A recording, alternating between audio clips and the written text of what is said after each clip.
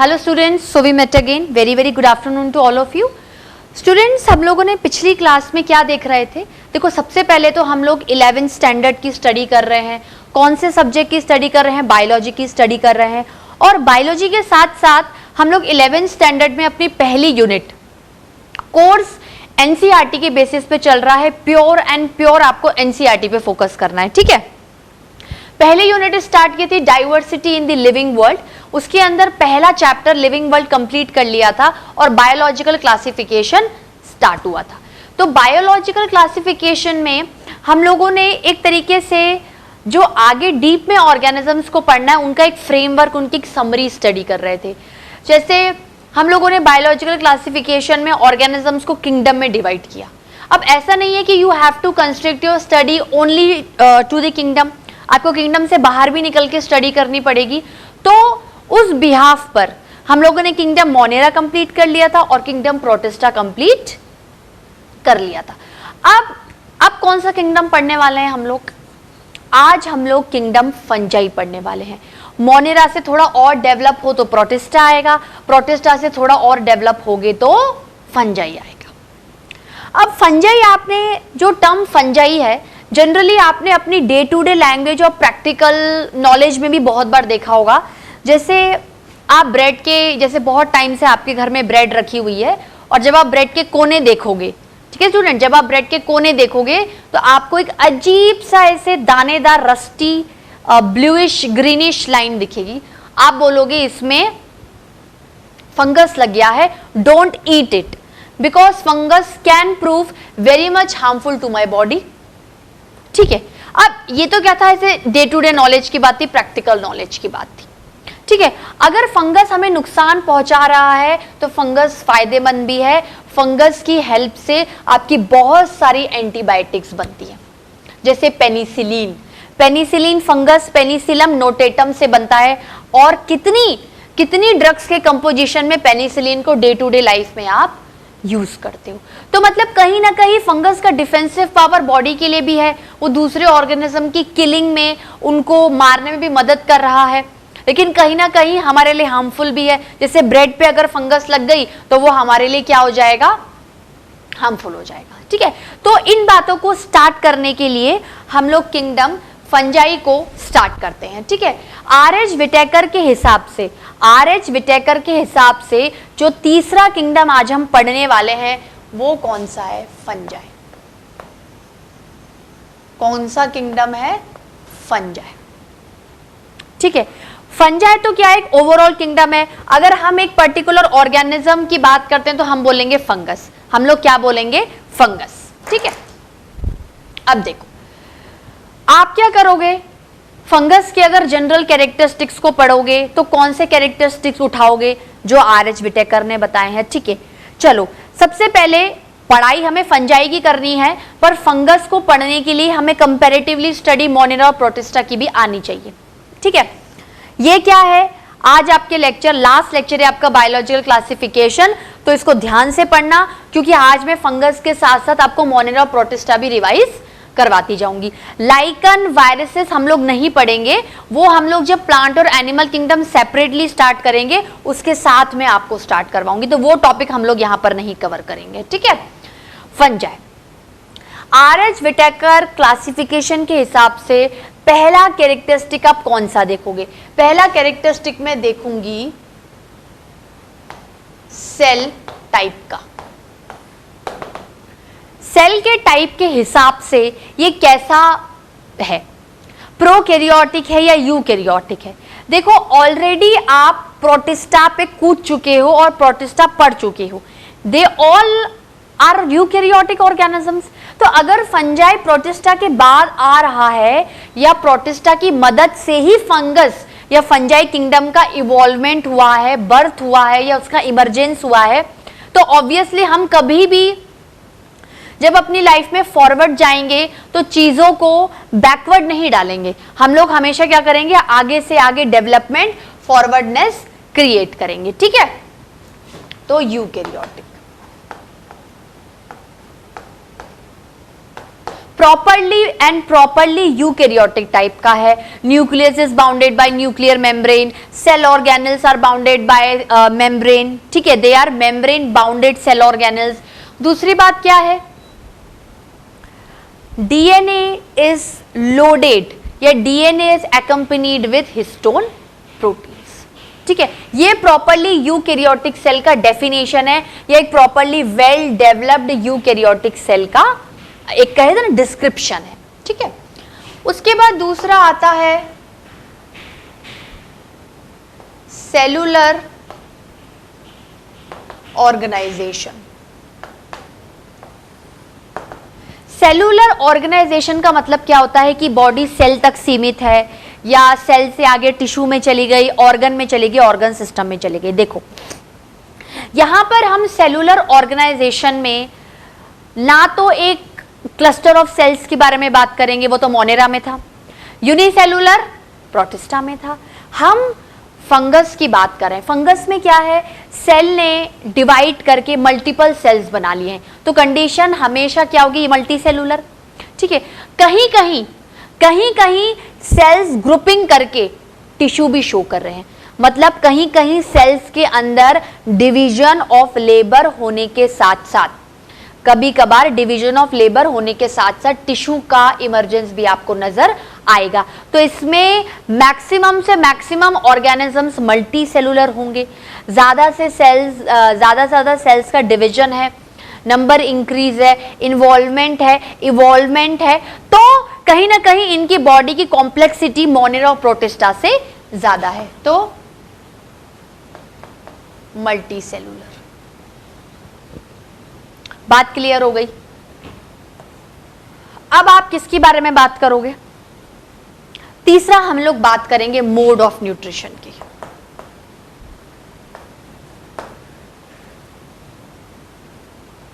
ऐसा नहीं है कि सारी फंगाई मल्टी सेलुलर हो, आप बोलोगे मैम कहीं कहीं तो यूनिसेलुलर है, कहीं कहीं एक्सेप्शंस आएंगे, क्योंकि प्रॉब्लम क्या है कि प्रोटिस्टा से इवॉल्व होकर फंगस आया है, तो कुछ जो प्रोटिस्टा के ऑर्गेनिजम्स हैं वो स्टिल अभी भी उन्होंने फंगस में डाल दें, क्योंकि वो अपने कैरेक्टरिस्टिक्स को इतना ज्यादा फंगस से सिमिलर बना देते हैं कि हमें उन्हें फंगस में डालना पड़ता है, आप डिसाइड नहीं कर पाते हो। तो जिस साइंटिस्ट को जो रिसर्च अपनी ज्यादा क्लैरिफाइड लगी, ज्यादा सक्सेसफुल लगी, उसने उस हिसाब से ऑर्गेनिज्म को डाल दिया, ठीक है। ऐसा थोड़ी कि आर एच विटेकर के बाद कोई साइंटिस्ट आए ही नहीं थे, इनकी रिसर्च तो ऑनगोइंग करंट में भी चल रही है, नए नए प्लांट्स और एनिमल्स दिन ब दिन इमर्ज हो रहे हैं, आप डिफरेंट ब्रीड्स के ऑर्गेनिजम्स आप ट्राई कर रहे हो कि 2 डिफरेंट स्पीशीज के ऑर्गेनिजम्स को मैं ब्रीड करवाऊं, मैं रिप्रोडक्टिव आइसोलेशन जो बाउंड्री बनाई है उसको क्या कर दूं, तोड़ दूं, जिससे कि मुझे ऐसा ऑर्गेनिज्म मिले जो मल्टीपर्पस हो, क्योंकि ह्यूमंस को क्या है अपनी नीड्स और बेसिक रिक्वायरमेंट्स को सिर्फ फुलफिल करना है, तो वो तो रिसर्च करेगा, वो तो एक्सपेरिमेंट करेगा ही, ठीक है। अब ये तो पूरी बात थी mode of nutrition. Mode of nutrition fungus में बिल्कुल अलग होता है। ऐसे नॉर्मली देखा जाए तो हेटेरोट्रॉफिक मोड ऑफ न्यूट्रिशन है, ठीक है। हेटेरोट्रॉफिक मोड ऑफ न्यूट्रिशन का मतलब क्या होता है कि अपना खाना खुद नहीं बना सकते हैं, इनमें एज सच प्लांट्स की तरह कैपेबिलिटी नहीं है, they actually don't have chloroplast या क्लोरोफिल टाइप ऑफ पिगमेंट या सनलाइट को कैप्चर करना या CO2 H2O को यूज करना, ऐसा कुछ भी नहीं है। डायरेक्ट ऑर्गेनिज्म पे फीड करते हैं, खुद से खाना बनाने की क्षमता कैपेबिलिटी नहीं होती है, ठीक है। अब दूसरी बात क्या आती है कि अगर खुद खाना नहीं बना रहे हैं तो किस तरीके से खाना बना रहे हैं ये भी बता दो। इनका मोड ऑफ न्यूट्रिशन हेटेरोट्रॉफिक होता है, पर उसके अंदर भी सेप्रोफाइटिक, पैरासाइटिक और सिम्बायोटिक भी हो सकता है। सेप्रोफाइटिक का मतलब क्या है, जैसे फॉलन, जैसे आप saprophytic generally absorptive mode of nutrition में आता है। कैसे, जैसे कोई फॉलन लीफ है, कोई लीफ गिर गई है, रॉटन वेजिटेबल है, सड़े गले वेजिटेबल्स हैं, फ्रूट्स हैं, ठीक है, कोई ऑर्गेनिज्म मर गया है, कोई वुड है, कोई सड़ी गली वुड है, ठीक है, उस पे ये फंगस जाके क्या करेंगे, बैठ जाएंगे और अपने अंदर से, अपनी बॉडी के अंदर से एंजाइम्स को सिक्रीट करेंगे और उस सब्सटेंस पे रिलीज कर देंगे। रिलीज करने से क्या होगा, वो एंजाइम का काम क्या होता है, कैटेलाइज, काट दो। उस बड़े जो चीज को, जो ऑर्गेनिक मैटर है उसे छोटे छोटे टुकड़ों में क्या कर देंगे, काट देंगे। ठीक है, छोटे छोटे टुकड़ों में एब्जॉर्बेबल फॉर्म में चीज अवेलेबल हो जाएगी तो फंगस क्या करेगा, एब्जॉर्ब कर लेगा। अब ये पैरासाइटिक मोड ऑफ न्यूट्रिशन भी रहते हैं, डायरेक्ट किसी ऑर्गेनिज्म के साथ रहने लग जाएंगे।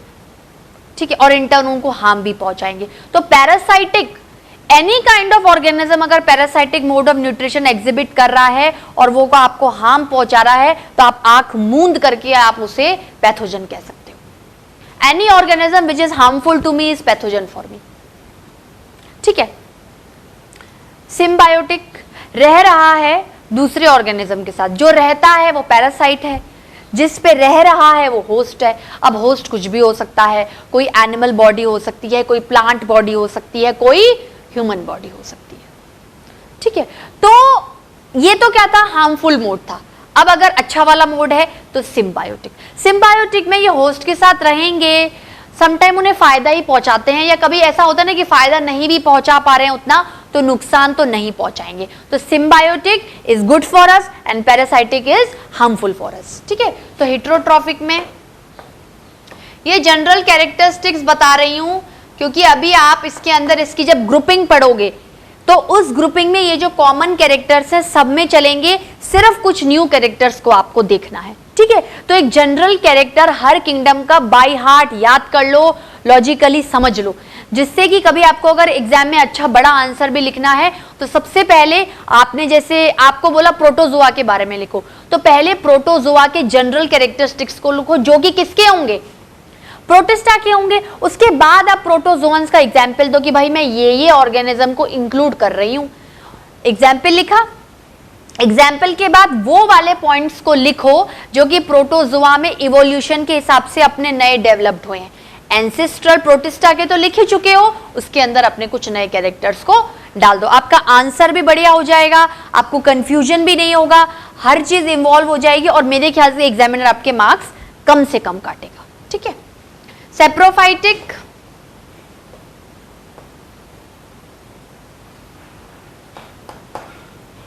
पैरासाइटिक और सिम्बायोटिक। सेप्रोफाइटिक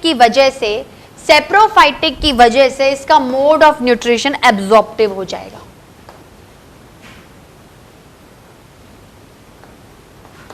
एब्जॉर्प्टिव, ठीक है, बात क्लियर हुई। अब देखो, मोड ऑफ न्यूट्रिशन के बाद हम लोग किसके बारे में बात करेंगे, हम लोग हैबिटेट के बारे में बात करेंगे। कहाँ रहते हैं ये तो आपको नॉर्मली देख के ही समझ में आ जाना चाहिए। ठीक है, देखो हैबिटेट में fungus generally warm and humid places पे ज्यादा रहना पसंद करेगा। ठीक है, आप बोलोगे मतलब कूल वाले एरियाज में कम रहना पसंद करेगा, जहां पर थोड़ी नमी होगी, गर्माहट होगी, वहां पर फंगस ज्यादा जल्दी डेवलप हो जाते हैं। देखो जनरली आप देखना, जब भी बहुत ज्यादा गर्मी आएगी ना, आप ज्यादातर चीजों को रेफ्रिजरेटर में रखना पसंद करोगे। क्यों? क्योंकि कहीं पर भी अगर गर्मी में फंगस कहीं पर भी ग्रो कर सकता है, फंगस कहीं पर भी ग्रो कर सकता है। एक तरीके से अगर आप फंगस का हैबिटेट, रेजिडेंस या नेचर मानोगे तो वो यूबिक्यूटस है। यूबिक्यूटस मतलब कैन ग्रो एनीवेयर, दीवारों पे उग गया, कपड़ों पे रुक गया, बॉडी पे लग गया, वुड पे लग गया, प्लांट बॉडी पे लग गया, एनिमल बॉडी पे लग गया, ह्यूमन बॉडी पे लग गया, कहीं पर भी फंगस बहुत इजीली ग्रो कर सकता है। इसका डिवीजन, इसका जो सेल डिवीजन है, ग्रोथ का मेथड है, वो काफी फास्ट है। ठीक है, यूबिक्यूटस मतलब फाउंड एवरीवेयर।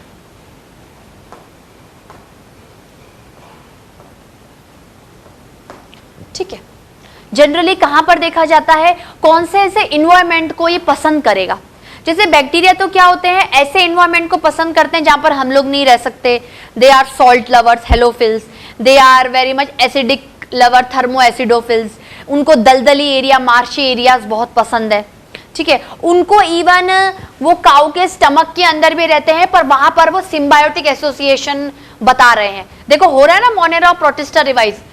सिम्बायोटिक एसोसिएशन इसलिए हो रहे हैं क्योंकि काऊ के स्टमक में रह रहे हैं, काऊ से जो फूड आ रहा है उसको थोड़ा सा इस्तेमाल भी कर रहे हैं, क्योंकि काऊ क्या खाती है, काऊ ग्रास खाती है, ग्रास किसकी बनी हुई है, सेलुलोज की बनी हुई है। तो सेलुलोज को पचाने के लिए, सेलुलोज को डाइजेस्ट करने के लिए आपके पास बैक्टीरिया होते हैं, ठीक है। ये बैक्टीरिया सेलुलोज पे एक्ट करते हैं, उसको डाइजेस्ट करते जाते हैं, डाइजेस्ट करते जाते हैं और उसके अंदर से थोड़ा मैटर निकाल के खुद भी सर्वाइव कर लेते हैं। तो काऊ के लिए भी यूजफुल हो गए और खुद के लिए भी यूजफुल हो गए, लेकिन काऊ को किसी भी तरीके से वो हार्म नहीं पहुंचाते हैं, हर्ट नहीं करते, उल्टा हेल्प ही कर रहे हैं उसकी, ठीक है। तो सिम्बायोटिक एसोसिएशन। तो जनरली प्रेफर क्या करते हैं, वार्म एंड ह्यूमिड इन्वायरमेंट।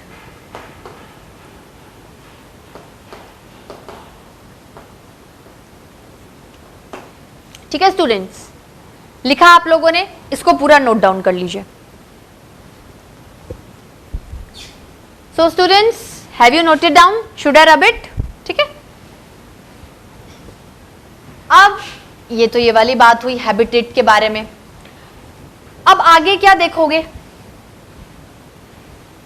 आगे और क्या देख सकते हो आप, देखो फंगस में सेल वॉल होती है, ठीक है। अगर आप थोड़ा सा इसके साइज एंड शेप पर आओ, जैसे अपन वैसे साइज एंड शेप का मैटर कभी उठाते नहीं है, हम तो सीधे विटेकर के हिसाब से रिप्रोडक्शन पे जंप करना चाहते हैं।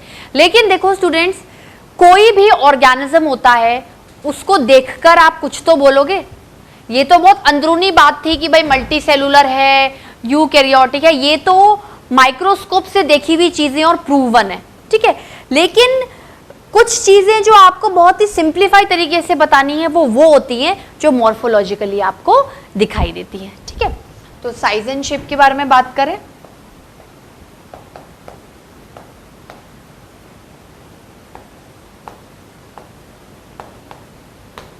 Size and shape. देखो साइज एंड शेप के अगर मैं बारे में बात कर रही हूं तो ऑब्वियसली मैं बाहर का स्ट्रक्चर और अंदर का स्ट्रक्चर दोनों लेके चलूंगी।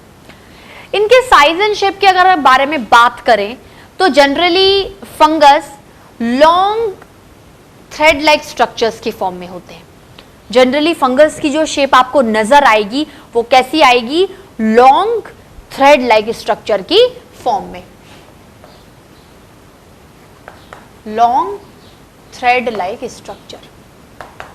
और इस एक लॉन्ग थ्रेड लाइक स्ट्रक्चर को हाइफी बोलते हैं। एक लॉन्ग थ्रेड लाइक स्ट्रक्चर को हाइफी बोलते हैं। ऐसा समथिंग होगा, ऐसा थ्रेड लाइक स्ट्रक्चर यूं होगा ये, ठीक है। लॉन्ग थ्रेड लाइक स्ट्रक्चर, एक सिंगल थ्रेड लाइक स्ट्रक्चर को, या आप बोलोगे कि एक फंगस को मैं क्या बोलूंगी, हाइफे बोलूंगी। अब मैं क्या कर रही हूं, ऐसे बहुत सारे फंगस बना रही हूं, ऐसे बहुत सारे हाइफे बना रही हूं। मतलब प्रेजेंटेशन ऑफ फंगस कौन कर रहा है, हाइफे कर रहे हैं, ठीक है। तो अब ये ग्रुपिंग हो गई, ये हाइफे में क्या है, एक से ज्यादा हाइफे बना लिए। तो इंटरकनेक्शंस या many hyphae when form a group is called mycelium, is called mycelium. तो group of hyphae,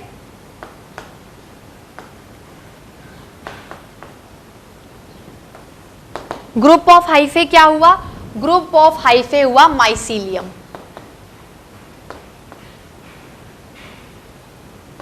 group of hyphae क्या हुआ, माइसीलियम।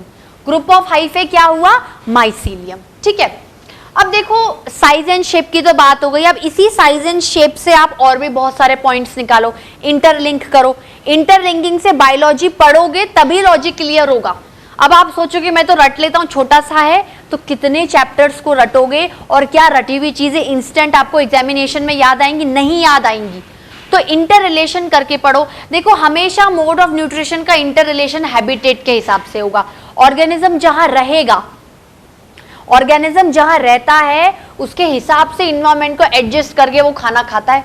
भाई उसको जो खाना मिलेगा उसी ही तरह तो अपनी बॉडी को एडप्ट करेगा ना, एक्लिमेटाइज करना, एडजस्ट करना, ठीक है।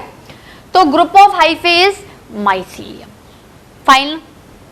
अब क्या है, अगर मैं इसकी सेल वॉल के बारे में बात करती हूं, भाई थोड़ा सा बाहरी स्ट्रक्चर पढ़ लिया, आप अंदर आ जाओ। सेल वॉल, सेल वॉल किसकी बनी हुई रहती है, काइटिन नाम के मटेरियल की। सेल वॉल किसकी बनी हुई रहती है, काइटिन नाम के मटेरियल की, जो कि पॉलीमर होता है एन एसिटाइल ग्लूकोसामीन का। ठीक है, प्रॉपरली सेल वॉल है, but you can not consider fungi as a plant, क्योंकि प्लांट में ऑब्वियसली सेल वॉल होती है, लेकिन वो cell wall purely and purely cellulose, hemicellulose और पैक्टिन नाम के सब्सटेंस से बनती है। यहां पर सब्सटेंस बिल्कुल अलग है, मोड ऑफ न्यूट्रिशन बिल्कुल अलग है, तो आप किसी भी लिहाज से फंगस का बिल्कुल same to same comparison plant से नहीं कर सकते हो। ठीक है, तो cell wall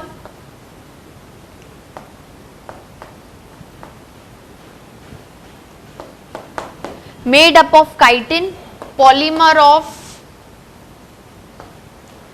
NAG, polymer of NAG, that is N-acetyl glucosamine.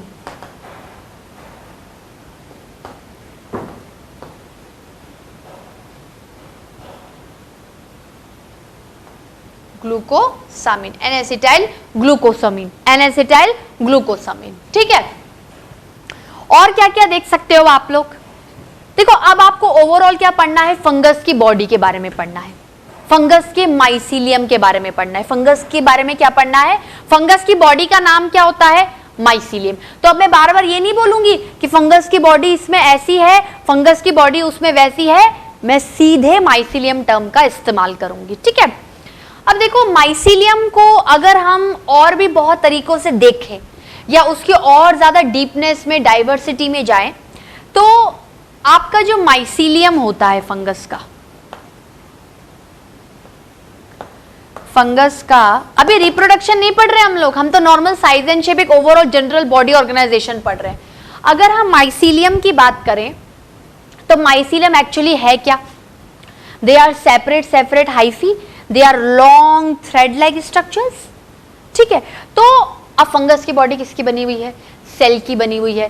तो कहीं ना कहीं ये जो माइसीलियम में जो हाइफे हैं, ये सेल के बने हुए हैं।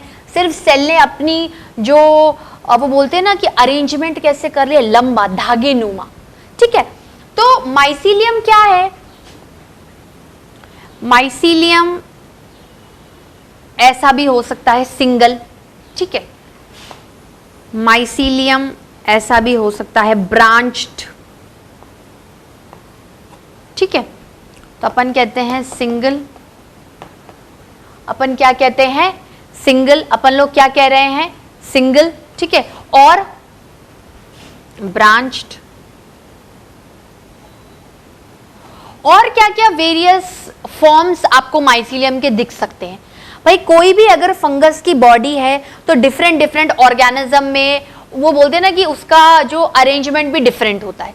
अगर आज हम फंगस के अंदर क्लासेस पढ़ रहे हैं, क्यों क्लासेस पढ़ रहे हैं? हम तो खाली फंगस पढ़ के भी तो छोड़ सकते हैं। हम लोग क्लासेस इसलिए पढ़ रहे हैं क्योंकि कहीं ना कहीं ये जो ओवरऑल जनरल बॉडी ऑर्गेनाइजेशन है फंगस का, ये उसके खुद के ऑर्गेनिज्म में भी इवॉल्व हो गया है। किसी में अलग है, किसी दूसरी क्लास में अलग आ गया, इसके कारण हम लोग और ज्यादा सब ग्रुपिंग में चले जाते हैं। ठीक है, सिंगल है। अब क्या है? अब मैं कह रही हूं कि मैं माइसीलियम को कंपार्टमेंट्स में डिवाइड करना चाहती हूं।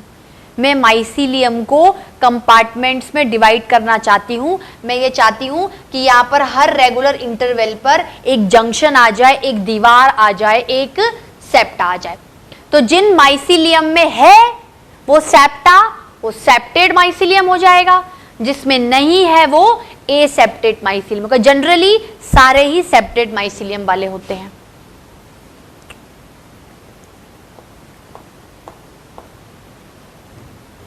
ठीक है, अगर सेप्टा आता है, अगर सेप्टा आता है, भाई फंगस की बॉडी कैसी है? मल्टी सेलुलर है ना। ये एक सेल, दूसरा सेल, तीसरा, चौथा, पांचवा, छठा, सातवां, आठवां, बहुत सारे सेल से मिलकर बॉडी बन गई। ठीक है, जरूरी नहीं है कि इनमें डिवीजन ऑफ लेबर होकर टिश्यू हो, लेकिन मल्टी सेल, आपको काफी सारे सेल्स नजर आएंगे और हर सेल का अपना एक न्यूक्लियस होगा।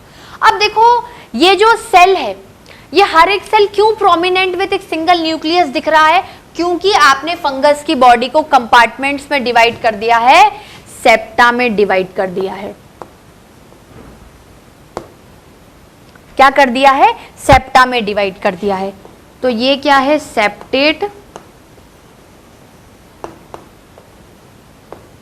Mycelium, septate mycelium, septate mycelium. ठीक है, अब देखो जैसे आपने इसमें भी सेप्टा बना दो,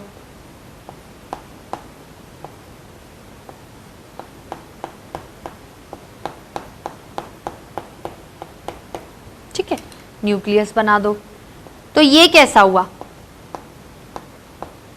branched septate mycelium, branched septate mycelium. ठीक है, branched septate mycelium, branched septate mycelium. अब आप क्या करो, एक दूसरी कंडीशन बनाओ,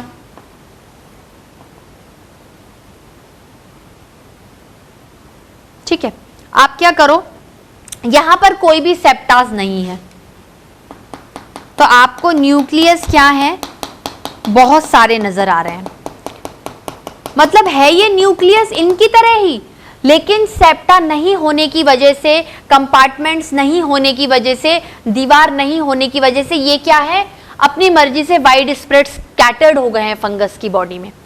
ठीक है, ना तो आपको कोई पर्टिकुलर सेल का एक ऑर्गेनाइजेशन नजर आ रहा है, ना ही कोई न्यूक्लियस का एक पर्टिकुलर अरेंजमेंट नजर आ रहा है। तो ये कैसे होंगे, ये होंगे एसेप्टेड सिनोसाइटिक। सिनोसाइटिक मतलब बहुत ज्यादा मल्टी न्यूक्लिएटेड कंडीशन आपको नजर आ रही है। यहां पर सेप्टा होने की वजह से क्या हो गया, सेप्टा होने की वजह से प्रॉपरली सेप्टेशंस हो गए, सेपरेशंस हो गए, कंपार्टमेंटलाइजेशन हो गया, हर सेल के अंदर अपना एक न्यूक्लियस है। ठीक है, यहां पर क्या है, कोई सेप्टा नहीं है, कोई सेप्टा नहीं होने की वजह से अगर आप इसको एक सेल, दूसरा, तीसरा, चौथा मानोगे तो आप बोलोगे अरे हर सेल में तो बहुत सारे न्यूक्लियस हैं, क्योंकि न्यूक्लियस को जगह ही नहीं समझ में आई ना कि मैं कहाँ अरेंज हूं, तो वो अपने हिसाब से बैठ गए, ग्रुपिंग दिख रही है तो मल्टी न्यूक्लिएटेड। तो ऐसी कंडीशन को बोलते हैं एसेप्टेड सिनोसाइटिक टाइप का माइसीलियम।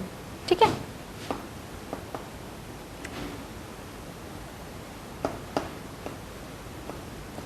Coenocytic mycelium.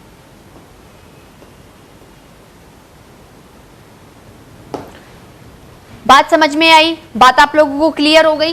ठीक है, आप लोग इसको नोट डाउन कर लीजिए स्टूडेंट, जिसके बाद मैं रब करूं, should I rub this, should I rub this. ठीक है, अब ये तो क्या था, जनरल आइडिया था। जनरल आइडिया के बाद, जनरल आइडिया के बाद हम किस पे जाएंगे, जनरल आइडिया के बाद हम लोग रिप्रोडक्शन पे जाएंगे। ठीक है,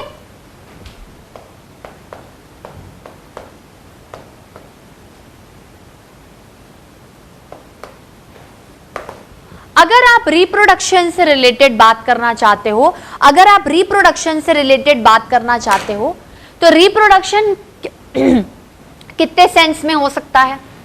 अगर सेक्स ऑर्गन्स डेवलप्ड नहीं है, एक ही सिंगल बॉडी इवॉल्व हो रही है या इन्वॉल्व है रिप्रोडक्शन में, तो एसेक्सुअल रिप्रोडक्शन।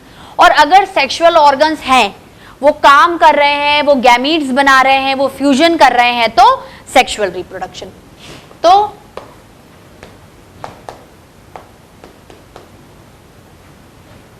एसेक्सुअल और सेक्सुअल, एसेक्सुअल और सेक्सुअल। सेक्सुअल, एसेक्सुअल के मेथड्स क्या है, बाइनरी फिजन,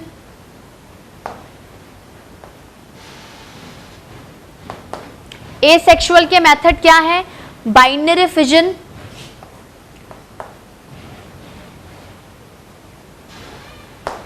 बडिंग और फ्रेगमेंटेशन।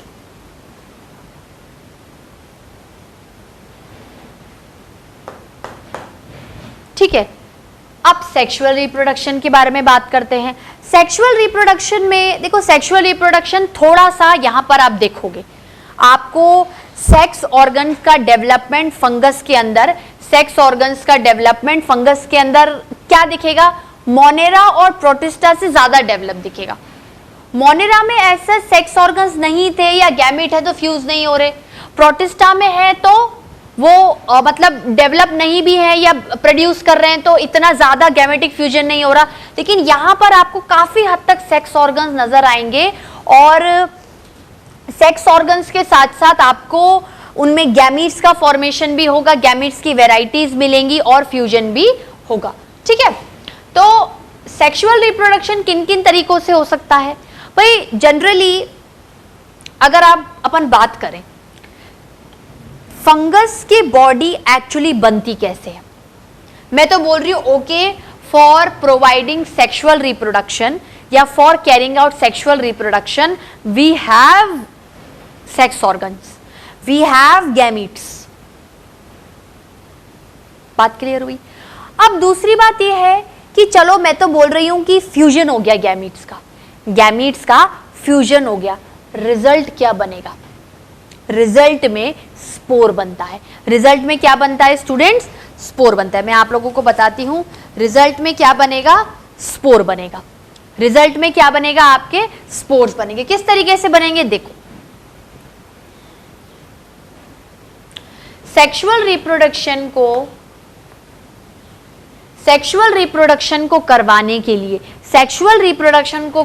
के लिए हमारे पास गैमेटिक फ्यूजन होना चाहिए। ठीक है, ठीक है स्टूडेंट्स, तो सेक्सुअल रिप्रोडक्शन करवाने के लिए आपके पास क्या होने चाहिए? सेक्स ऑर्गन्स होने चाहिए। और देखो सिर्फ सेक्स ऑर्गन्स की प्रेजेंस से सेक्सुअल रिप्रोडक्शन नहीं होता, सेक्स ऑर्गन्स के अंदर गैमीट्स प्रोड्यूस होने चाहिए। सेक्स ऑर्गन्स के अंदर गैमीट्स प्रोड्यूस होने चाहिए, एक मेल गैमीट होना चाहिए, एक फीमेल गैमीट होना चाहिए। ठीक है, अगर अपन मेल गैमीट की बात करें तो उसको बोलते हैं एंथ्रीडिया। फंगस के अंदर अगर हम गैमेटिक फॉर्मेशंस के बारे में बात कर रहे हैं तो मेल गैमीट को एंथ्रीडिया बोलते हैं और फीमेल गैमीट को ऊगोनिया।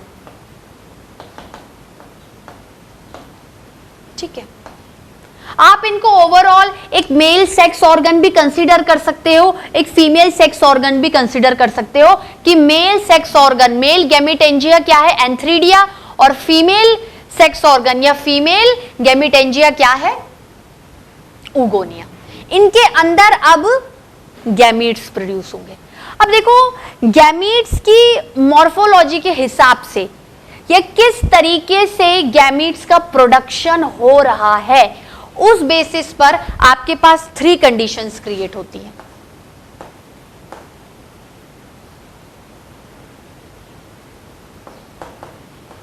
थ्री कंडीशंस कैसे होंगी देखो, आइसोगैमस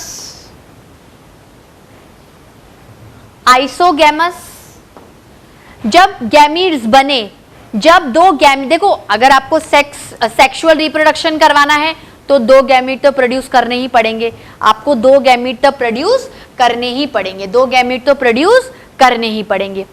अब अगर दोनों गैमीट्स बिल्कुल आइडेंटिकल सिमिलर प्रोड्यूस हो गए, बिल्कुल एक जैसे प्रोड्यूस हो गए, तो आप उन्हें कैसी कंडीशन बोलोगे? आइसोगैमस। आइसोगैमस कंडीशन है। और दोनों गैमीट्स कैसे हैं? आइसोगैमेटिक गैमीट्स। कैसे हैं? आइसोगैमेटिक गैमीट्स। कैसे कहूंगी?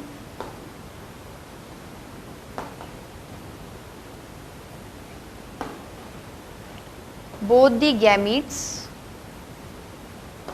ठीक है, एक्चुअली स्टूडेंट्स अगर आप इन्हें गैमीट भी लिख रहे हो तो गलत नहीं है, लेकिन आप एक काम करो, इसको गैमीट को हटाकर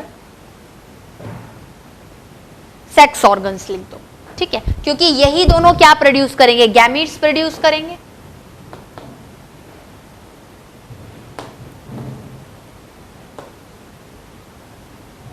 ठीक है, मेल सेक्स ऑर्गन एंथ्रीडिया और female sex organ oogonia.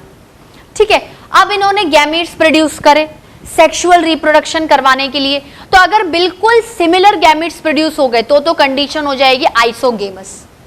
Both the gametes are similar. ठीक है, अगर डिसिमिलर हो गए तो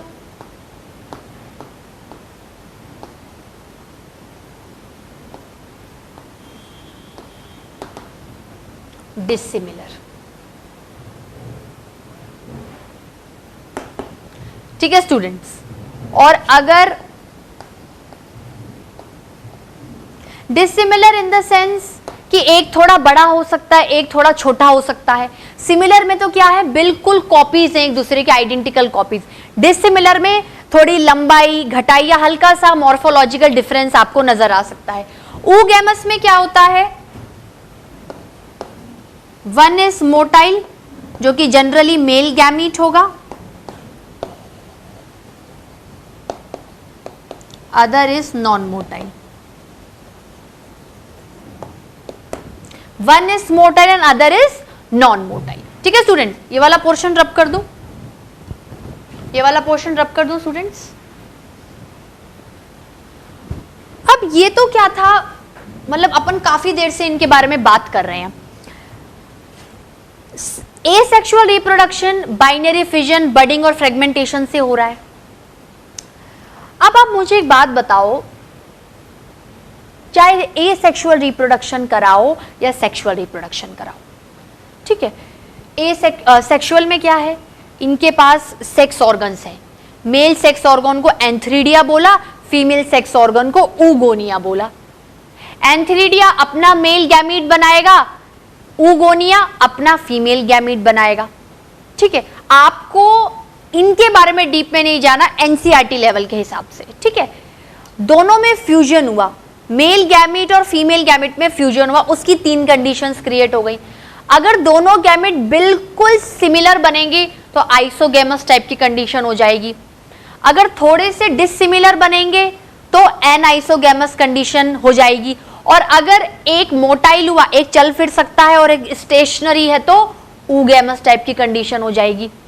ठीक है, अब देखो ये मेट हो गए, मेल का गैमीट फीमेल गैमीट से फ्यूज कर गया। अब मुझे बताओ रिजल्ट क्या बनेगा। मुझे तो रिजल्ट चाहिए, मुझे तो फंगस पैदा करना है, क्योंकि मैं फंगस की प्रोजेनी को नहीं मार सकती। ठीक है, रिजल्ट में क्या बनेंगे, रिजल्ट ऑफ सेक्सुअल रिप्रोडक्शन, ये बडिंग, फिजन और स्पोर्स के बारे में देखो। ऐसे तो क्या है, अगर स्पोर्स बन रहे हैं तो ये प्रॉपरली एंड प्रॉपरली रिप्रोडक्शन का टॉपिक है, जो कि 12th में क्लियर होता है। मैं आपको थोड़ा सा भी हिंट दे देती हूं, रिजल्ट में बनेंगे स्पोर्स, दाने, ऐसे छोटे छोटे छोटे छोटे स्पोर्स बन जाएंगे।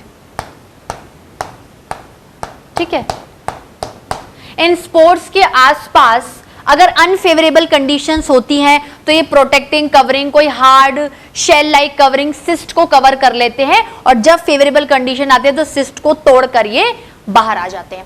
जैसे ये कि स्पोर है, ये टूटकर बाहर आ गया, तो जब ये टूटकर बाहर आएगा और इसको फेवरेबल कंडीशंस मिलेंगी तो ये लॉन्ग धागे की तरह स्ट्रक्चर बना लेगा, जिसको हाइफे बोलते हैं, और आगे चल के हाइफे ग्रोथ करके बढ़कर पूरा किसमें कन्वर्ट हो जाएगा, माइसीलियम में। किसमें कन्वर्ट हो जाएगा, माइसीलियम में।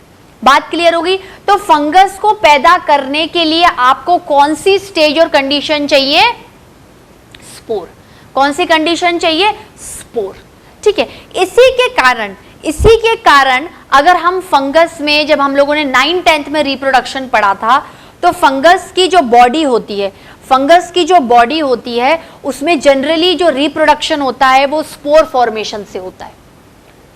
तो वहां पर तो फट से लिख दिया कि स्पोर फॉर्मेशन तक हुआ, साइकिल कैसे चली, मेल गैमेट बना, फीमेल गैमेट बना, फ्यूज हुआ और स्पोर की कंडीशन आएगी।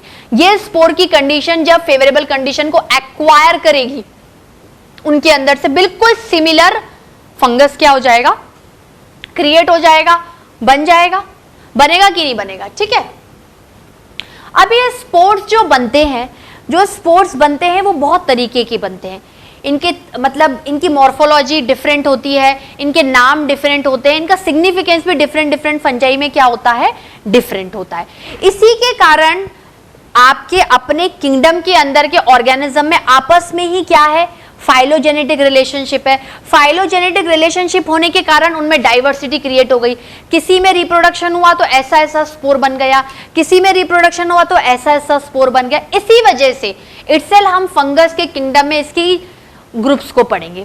जो हम 4 ग्रुप्स पढ़ने वाले हैं कौन से 4 ग्रुप्स पढ़ने वाले हैं? Phycomycetes, ascomycetes, basidiomycetes, deuteromycetes. कठिन है ना, इसकी ट्रिक भी बनाएंगे, ठीक है, अभी हम इस पे आए नहीं है।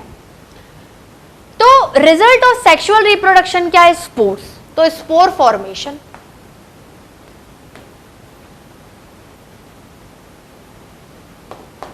क्या हो जाएगा students? Spore formation. Spore formation में देखो, अब आप बोलोगे मैम क्या सिर्फ सेक्सुअल रिप्रोडक्शन में स्पोर फॉर्मेशन होता है? नहीं, एसेक्सुअल मोड ऑफ रिप्रोडक्शन से भी स्पोर फॉर्मेशन होता है और सेक्सुअल रिप्रोडक्शन का भी इंटरमीडिएटरी स्टेज आता है जिसमें स्पोर फॉर्मेशन होता है। अगर एसेक्सुअल की मैं बात करूं, अगर मैं एसेक्सुअल की बात करूं तो एसेक्सुअल में जो स्पोर फॉर्मेशन हो रहा है वो किसके थ्रू हो रहा है? कोनिडिया। किसके थ्रू हो रहा है? कोनिडिया के थ्रू। किसके थ्रू हो रहा है? कोनिडिया के थ्रू। कोनिडिया फॉर्मेशन, ठीक है। Actually asexual mode of reproduction का मतलब किस सेंस में है? जैसे फंगस की बॉडी होती है, अगर उनमें ऐसे कोनिडिया नाम के स्पोर्स बन गए, फाइनली जब ये जर्मिनेट होंगे तो सब में से एक एक हाइफी बन जाएगा। तो ये जो बॉडी है, ये जो बॉडी है ये इटसेल्फ क्या है? फंगस की बॉडी है। ये जो बॉडी है ये इटसेल्फ क्या है? फंगस की बॉडी है। और ये अपने अंदर रिप्रोडक्शन करवाकर स्पोर्स पैदा कर रही है। स्पोर्स को आप कोनिडिया बोल रहे हो, ठीक है। तो जिसके अंदर बन रहे हैं वो क्या है? कोनिडियोफोर। कोनिडियोफोर को कोनिडियोस्पोर भी कहते हैं। किसी बुक में कोनिडियोफोर मिलेगा, किसी में कोनिडियोस्पोर मिलेगा। मतलब conidiospore is itself a part of fungus which is actually collecting, which is actually storing these spores and waiting for the favorable condition to come and germinate into a new fungus। जैसे पूरी body है fungus की, पूरी body है fungus की, तो कोई तो ऐसा पार्ट होगा जहां पर कोई सेक्सुअल रिप्रोडक्शन का प्रोसीजर हो रहा होगा। एसेक्सुअल है तो ओके, सेक्सुअल है तो गैमीट्स का लोकेशन होगा, गैमीट्स का फ्यूजन होगा, कोई रिजल्ट निकलेगा, कोई स्टोरेज होगा, तो वो कहाँ होगा? फंगस की बॉडी के अंदर ही होगा। तो फंगस की बॉडी के अंदर अपने हिसाब से जो स्पोर्स बनते हैं, तो पर्टिकुलर फंगस का वो लोकेशन जिसके अंदर स्पोर बन रहे हैं उसका नाम क्या हो जाएगा? स्पोर के अकॉर्डिंग होगा। अगर कोनिडिया को स्टोर कर रहा है तो कोनिडियोस्पोर, ठीक है। अब अगर सेक्सुअल की अगर हम बात करें,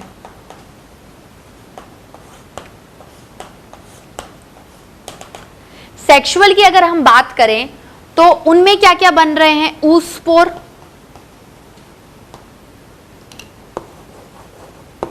स्पोर का नाम है। इन स्पोर के नाम हो सकता है कि अपने अपने जैसे मॉर्फोलॉजी के हिसाब से हैं, मॉर्फोलॉजी के हिसाब से हैं, या कुछ थोड़ा सा डिफरेंस नजर आ रहा है, कुछ थोड़ा सा डिफरेंस नजर आ रहा है, तो उस हिसाब से इन्होंने नाम दे दिए। और जिस फंगस की बॉडी के अंदर ये बने, स्पोर के हिसाब से उस बॉडी का नाम, पर्टिकुलर उस पार्ट का नाम क्या हो गया? बदल गया। तो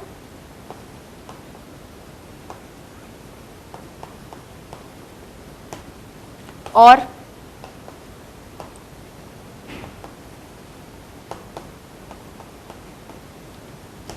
ठीक है स्टूडेंट्स, ये देखा आप लोगों ने, बात क्लियर हुई। तो अब वैसे तो देखा जाए तो फंगस का जो जनरल कैरेक्टरिस्टिक है, जो नॉर्मल कैरेक्टरिस्टिक है, वो क्या है? खत्म हो गया।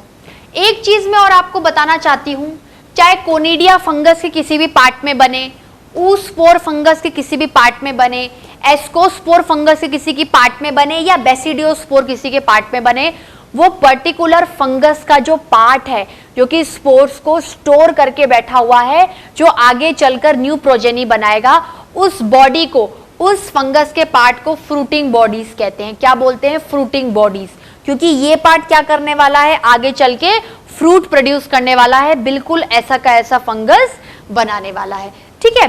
तो क्या बोलेंगे? इसको मैं ऐसे लिखती हूं,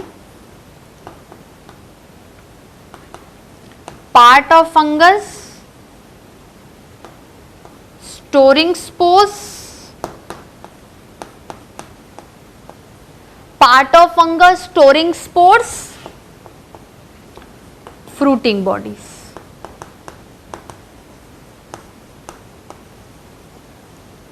ऐसा जैसे एप्पल एक फ्रूट है, आपने अंदर उसके कुछ भर के रख दिया, जब वो फूटा तो उसके अंदर से चीजें निकल गई। ठीक है, अब देखो आपके एनसीईआरटी में सेक्सुअल रिप्रोडक्शन के कुछ मेथड्स बताए हैं कि अगर आपको फंगस में सेक्सुअल रिप्रोडक्शन करवाना है तो you have to cross 3 stages. ठीक है, उसके बारे में देखते हैं। Should I rub this portion students? हटा दूं?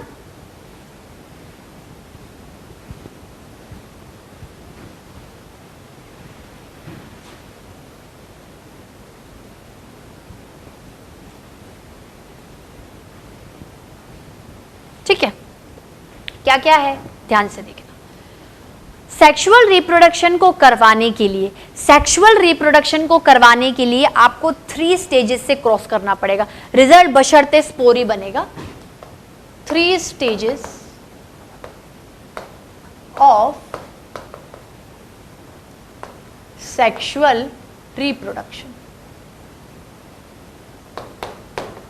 3 स्टेजेस ऑफ सेक्सुअल रिप्रोडक्शन। कौन सी? प्लाज्मोगैमी, कैरियोगैमी, प्लाज्मोगैमी, कैरियोगैमी और फाइनली मियोसिस का होना। मियोसिस मतलब रिडक्शनल डिवीजन का होना। नंबर घट जाएगा, 2n है तो n हो जाएगा। अब देखो कैसे कैसे होगा। प्लाज्मोगैमी का मतलब होता है, प्लाज्मोगैमी का मतलब होता है कि साइटोप्लाज्म फ्यूज होना। प्लाज्मोगैमी का मतलब क्या होता है? साइटोप्लाज्म का फ्यूज होना। कैरियोगैमी का मतलब होता है न्यूक्लियस का फ्यूज होना। प्लाज्मोगैमी का मतलब क्या होता है? साइटोप्लाज्म का फ्यूज होना। कैरियोगैमी का मतलब होता है न्यूक्लियस का फ्यूज होना। अगर आपको सेक्सुअल रिप्रोडक्शन करवाना है तो एटलीस्ट आपको 2 फंगस की जरूरत पड़ेगी, 2 हाइफे की जरूरत पड़ेगी। उनके अंदर अपने अपने सेक्सुअल पार्ट्स भी होने चाहिए। उस बेसिस पर भी आपके पास 2 तरीके के फंगस हैं, मोनोइशियस, सॉरी इसकी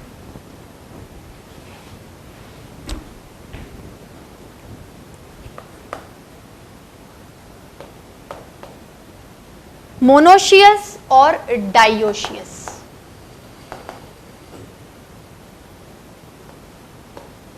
मोनोशियस और डायोशियस। मोनोशियस फंगस कैसा है? जिसके बॉडी के अंदर मेल सेक्स ऑर्गन भी है, फीमेल सेक्स ऑर्गन भी है। मतलब वो सिंगल ऑर्गेनिज्म ही रिस्पॉन्सिबल है सेक्सुअल रिप्रोडक्शन करवाने के लिए। यहां पर हमें 2 पार्टनर्स की जरूरत नहीं है, क्योंकि हमारे पास क्या है, ये प्रोविजन है कि हमारी एक की बॉडी में ही दोनों पार्ट्स अवेलेबल हैं। Both sex organs in one fungus. ठीक है, sex organs in different fungus. मतलब इसमें एक फंगस जिसमें मेल सेक्स ऑर्गन होगा या मेल गैमीट बनेगा वो मेल फंगस हो जाएगा। ठीक है, और जो फीमेल गैमीट या फीमेल सेक्स ऑर्गन को एक्वायर करेगा वो फीमेल फंगस हो जाएगा इन डिफरेंट फंगस।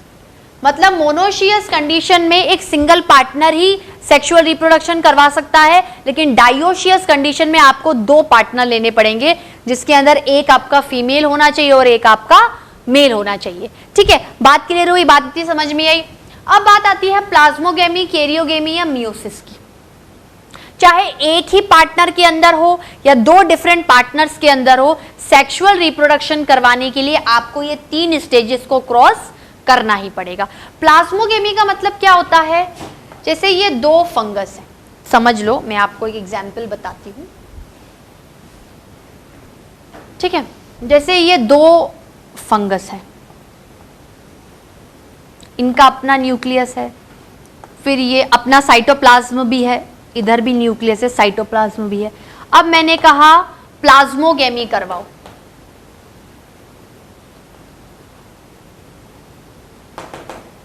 प्लाज्मोगैमी करवाने से क्या होगा? इनके साइटोप्लाज्म क्या हो जाएंगे? मिक्स हो जाएंगे। इनके आपस में दोनों साइटोप्लाज्म क्या हो जाएंगे? मिक्स हो जाएंगे। क्या हो जाएंगे? मिक्स हो जाएंगे। या अपन कह सकते हैं कि हर फंगस को अपना अपना साइटोप्लाज्म क्या हो जाएगा? मिल जाएगा। अपना अपना साइटोप्लाज्म क्या हो जाएगा? मिल जाएगा। अब बात क्या है, यहां पर इतनी क्लियर नहीं हो रही है। बात क्या है, यहां पर इतनी क्लियर आपके पास नहीं हो रही है। जैसे ये यूं बना, ये इसका है, ये इसका है। अब कैरियोगेमी में क्या होगा? इसको अपना न्यूक्लियस मिल जाएगा, इसको अपना न्यूक्लियस मिल जाएगा।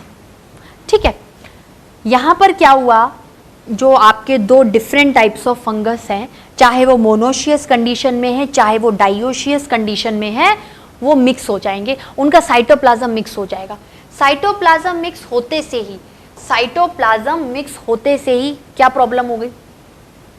साइटोप्लाज्म अगर मिक्स हो गया तो न्यूक्लियस भी तो आ गया ना। तो यहां पर कितने न्यूक्लियस हैं? 2 न्यूक्लियस हैं। तो यहां पर क्या है? डाइकैरियोटिक। कैरियो मतलब न्यूक्लियस। डाइकैरियोटिक कंडीशन क्रिएट हो गई है। ठीक है स्टूडेंट्स? ठीक है स्टूडेंट्स, तो पहली देखो सेक्सुअल रिप्रोडक्शन के 3 मेथड्स कौन से हैं? पहला है प्लाज्मोगेमी, फ्यूजन ऑफ साइटोप्लाज्म। ठीक है, अब इसके बाद क्या है, ये कंडीशन क्या हो गई? देखो यहां पर तो क्या था, 2 डिफरेंट टाइप ऑफ आपके फंगस ले लिए। देखो एक्चुअली अगर प्रॉपर आपके एनसीईआरटी की डेफिनेशन के हिसाब से बात करूं तो प्लाज्मोगेमी का मतलब क्या होता है? Fusion of 2 gametes. Fusion of 2 gametes, दोनों गैमीट मोटाइल भी हो सकते हैं और दोनों गैमीट नॉन मोटाइल भी हो सकते हैं। फ्यूजन ऑफ गैमेट्स,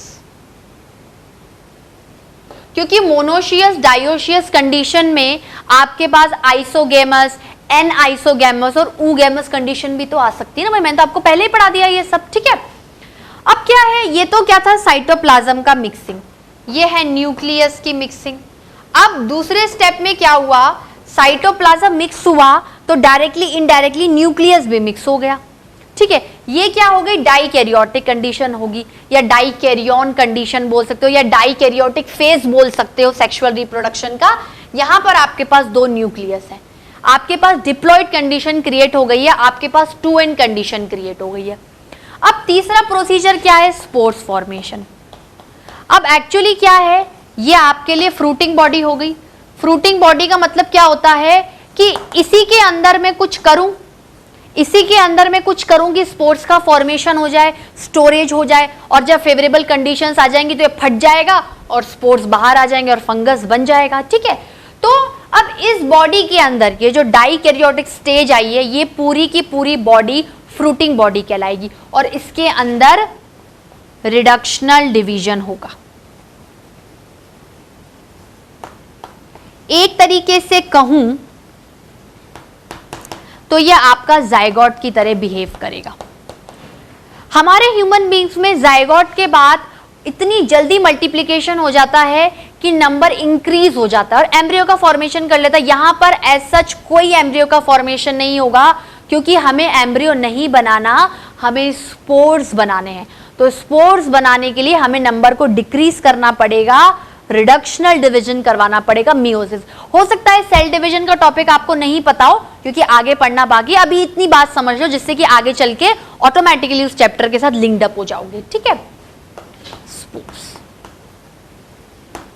ठीक है स्टूडेंट्स, बात क्लियर हुई? अब क्या है स्टूडेंट्स, यहां तक तो क्या था, आपके फंगस का जनरल कैरेक्टरिस्टिक्स था। अब इसी जनरल कैरेक्टरिस्टिक्स को लेकर, डाइवर्सिटी को लेकर, हमने फंगस को और सब ग्रुप्स में बांटा। और सब ग्रुप्स में बांटा, देखो ना तो अभी हमने एग्जाम्पल पढ़े हैं, ना ही हमने क्लासेस पढ़ी हैं। अगर हम इन्हें सब ग्रुप में बांटेंगे तो देखो मैंने ये एक टेबल बनाई है, मैंने ये एक टेबल बनाई है जिसका हेडिंग है PABD। You divided many organisms which are coming inside the fungus into 4 main categories। अब उस कैटेगरी की मैं ट्रिक बताऊं तो ट्रिक है पाबंद। पाबंद, सिर्फ पाबंद का ना आपको क्या करना है, हटा देना है। ठीक है, बोलते ना पाबंदी लग गई, मना हो गया, तो इसकी ट्रिक क्या है, पाबंद।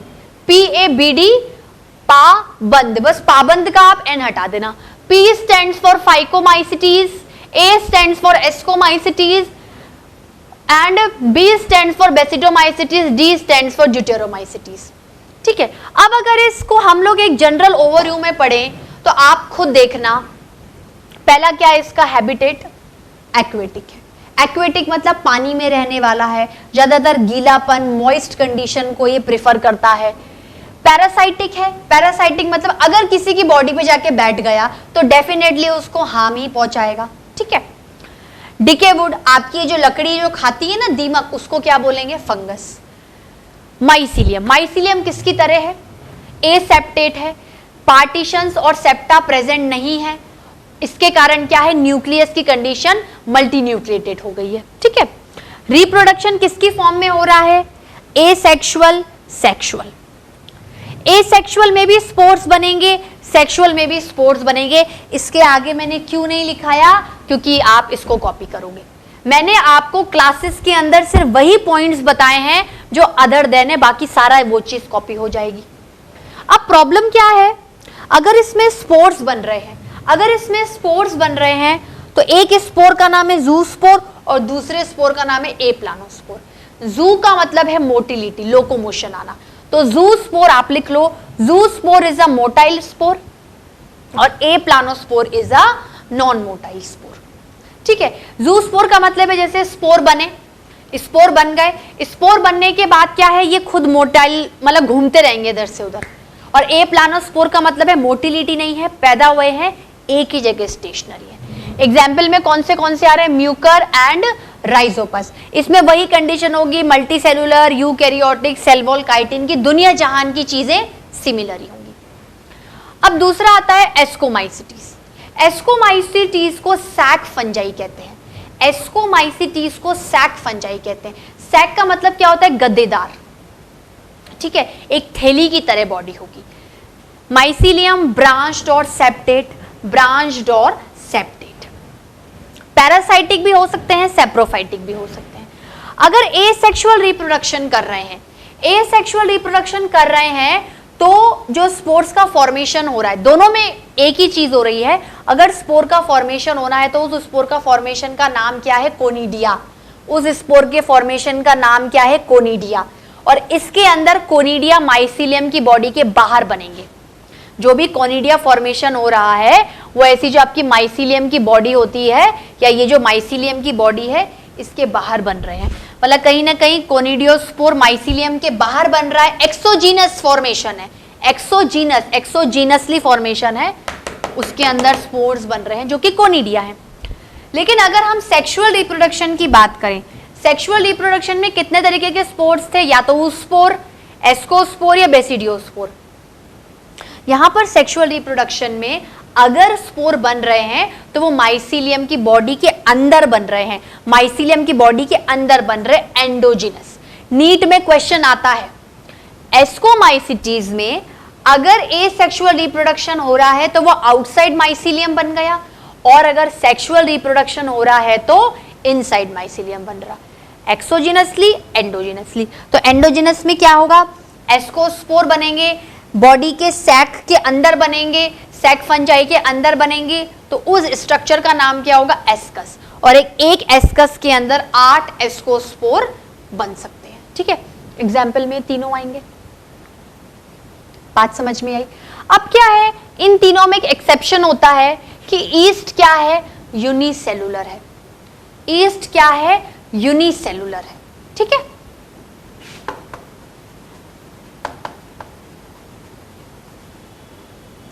उसके बाद तीसरी क्लास पे जाते हैं। तीसरी क्लास को क्लब फंजाई कहते हैं। क्लब फंजाई मतलब ये ऐसे मोटे लॉब्यूलेटेड फॉर्म में होती है, मोटे एक स्फेरिकल फॉर्म में होती है।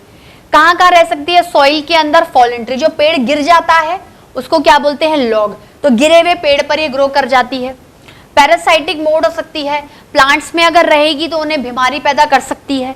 माइसीलियम ब्रांच्ड और सेप्टेट है। एसेक्सुअल रिप्रोडक्शन फ्रेगमेंटेशन से होगा। सेक्सुअल रिप्रोडक्शन में जो स्पोर्स बनेंगे उनका नाम क्या है, बेसिडियोस्पोर्स। स्पोर्स बनेंगे उनका नाम क्या है, बेसिडियोस्पोर्स। अब आप बोलोगे मैम ये तीनों चीजें क्या है, सेक्सुअल रिप्रोडक्शन किनकी पॉइंट से होगा? प्लाज्मोगेमी, कैरियोगेमी और स्पोर्स। अब आप बोल रहे हो मैम स्पोर कंडीशन तो समझ में आ रही है। देखो स्टूडेंट्स, इसमें प्लाज्मोगेमी के बाद जो कैरियोगेमी होगी, जो डाइकैरियोटिक कंडीशन क्रिएट होगी, तो उस डाइकैरियोटिक कंडीशन को क्या बोलते हैं? फ्रूटिंग बॉडी ना। तो इसके अंदर उस डाइकैरियोटिक फ्रूटिंग बॉडी का नाम क्या होता है? बेसिडियम। मियोसिस हुआ, स्पोर्स बने, बेसिडियोस्पोर्स। अब बॉडी क्या हो गई? स्पोर कंटेनिंग हो गई, तो उस बॉडी का नाम क्या हो गया? बेसिडियोकार्प। जब डाइकैरियोटिक फ्रूटिंग बॉडी है तो बेसिडियम, मियोसिस हुआ, स्पोर्स बने तो बेसिडियोस्पोर्स। उसके बाद वो जो बॉडी हो गई, वो बॉडी अगेन फ्रूटिंग बॉडी हो गई, जो स्पोर्स को कलेक्ट कर रही है, रख रही है, उसको बेसिडियोकार्प्स बोलते हैं। ठीक है, अब लास्ट क्लास की तरफ जाते हैं, that is the end of our lecture. Deuteromycetes example में ये आएंगे, हेलमिंथोस्पोरियम, ट्राइकोडर्मा, फ्यूजेरियम। इसको डस्टबिन टाइप ऑफ फंजाई कहते हैं। इस डस्टबिन टाइप ऑफ फंजाई को क्लियर करने से पहले मैं आपको एक पॉइंट और क्लियर करना चाहती हूं। जिन फंजाई में सेक्सुअल रिप्रोडक्शन होता है, जिस फंजाई में सेक्सुअल रिप्रोडक्शन प्लस है, उसको परफेक्ट फंजाई कहेंगे। जो फंजाई सेक्सुअल रिप्रोडक्शन करवा सकती है उसको परफेक्ट फंजाई कहेंगे, और जिसमें सेक्सुअल रिप्रोडक्शन माइनस है, नहीं करवा सकती, उसको इम्परफेक्ट फंजाई कहेंगे। उसको इम्परफेक्ट फंजाई कहेंगे। तो ड्यूटेरोमाइसिटिस क्या इम्परफेक्ट फंजाई है, उसमें सेक्सुअल रिप्रोडक्शन नहीं हो सकता। ठीक है, जैसे ही सेक्सुअल रिप्रोडक्शन आएगा, आप इस फंगाई को उठाकर तीनों में डाल दो। एक तरीके से ड्यूटेरोमाइसिटिस फंगस आपकी डस्टबिन टाइप ऑफ फंजाई है। डस्टबिन टाइप ऑफ फंजाई का मतलब जब कुछ भी समझ में नहीं आ रहा, ड्यूटेरोमाइसिटिस में डाल दो। अब आपने देखा कि ओके, इन सब में तो सेक्सुअल रिप्रोडक्शन हो रहा है तो इधर आ गया, इनमें नहीं हो रहा तो ड्यूटेरोमाइसिटिस में आ गया। अब फिर आपने ढूंढा, अच्छा सेक्सुअल रिप्रोडक्शन है, ओ सॉरी गलती से ड्यूटेरो में डाल दिया था, इसमें डाल दो। ठीक है, अब क्या है स्टूडेंट्स, ए सेक्सुअल रिप्रोडक्शन होगा। अगर सेक्सुअल नहीं हो रहा तो प्रोजेनी बढ़ाने के लिए कुछ तो करेगा ना, तो ए सेक्सुअल रिप्रोडक्शन होगा, स्पोर्स कोनिडिया बनेंगे, माइसिलियम सेप्टेट है, सेप्रोफाइटिक पैरासाइटिक हो सकता है। और अगर सेक्सुअलिटी डिस्कवर्ड हो गई, ए सेक्सुअल के साथ उसमें सेक्सुअलिटी डिस्कवर्ड हो गई या सिर्फ सेक्सुअलिटी डिस्कवर्ड हो गई, तो ग्रुप क्या कर दो? चेंज कर दो। मतलब एक ओवरऑल रिव्यू ले लूं, आज का लेक्चर मैं यहीं पर ओवर करती हूं। इसी के साथ आपका बायोलॉजिकल क्लासिफिकेशन वाला चैप्टर कंप्लीट होता है। Asexual reproduction, spore formation, sexual reproduction, spore formation. Spore formation हो रहा है तो पैदा करने वाला भी डाइकैरियोटिक फ्रूटिंग बॉडी है जिसका कुछ और नाम है। पैदा होने वाला स्पोर है जिसका कुछ और नाम है, कोनिडिया, जूस्पोर, ए प्लानोस्पोर। उसके बाद आपके आएंगे ऊस्पोर्स, एस्कोस्पोर, बेसिडियोस्पोर्स। और वो जिसके अंदर बैठे रहेंगे, एक्चुअली वो फंगस की ही बॉडी है, जो पहले बना रही है वो भी फंगस की बॉडी है, जिसमें वो भी फंगस की बॉडी है, फ्रूटिंग बॉडी। ठीक है स्टूडेंट्स, घर जाइए, लिविंग वर्ल्ड और बायोलॉजिकल क्लासिफिकेशन को अच्छे से पढ़िए। ठीक है, कल अपन एक नया टॉपिक स्टार्ट करेंगे। टॉपिक का नाम मैं नहीं बताऊंगी क्योंकि मैं देख के आऊंगी मुझे कौन सा टॉपिक स्टार्ट करना चाहिए, कौन सा ज्यादा लिंक बैठेगा और आपको बोरियत भी नहीं हो।